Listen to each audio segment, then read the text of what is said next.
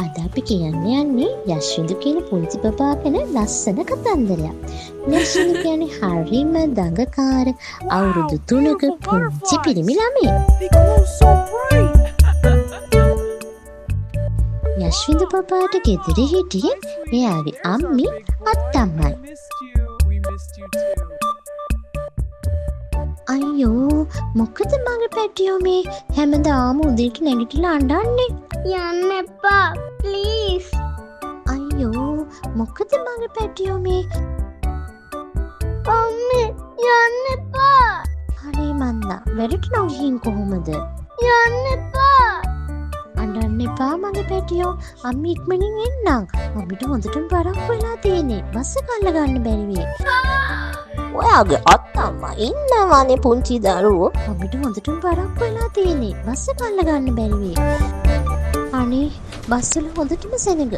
ගෙදරින් පරක් වුණාම වැඩට යන එක හරිම අමාරුයි.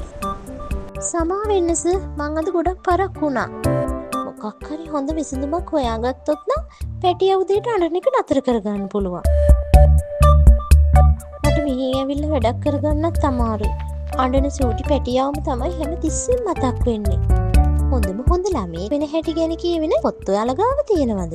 එන්නකෝ මං ගාව හොඳ පොතක් තියෙනවා.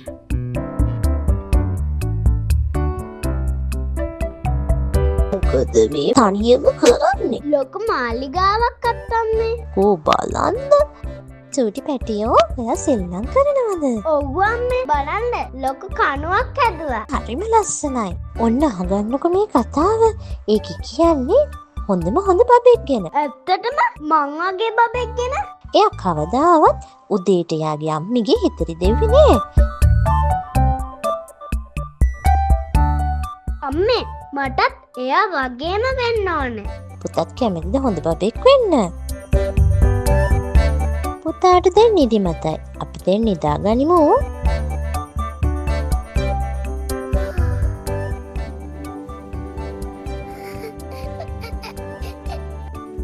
good morning අම්මේ. සුබ උදෑසනක් මගේ පැටියෝ. මං හොඳ ළමෙක් දැන්. මං ආය අඬන්නේ. අම්මිට හරි සතුටින් වැඩට යන්න පුළුවන්නේ. කො මගේ යෂ් පැටිය අම්මිට බායි කියන්න. අම්මි වැඩට යන්නයි යන්දන්නේ. bye mommy.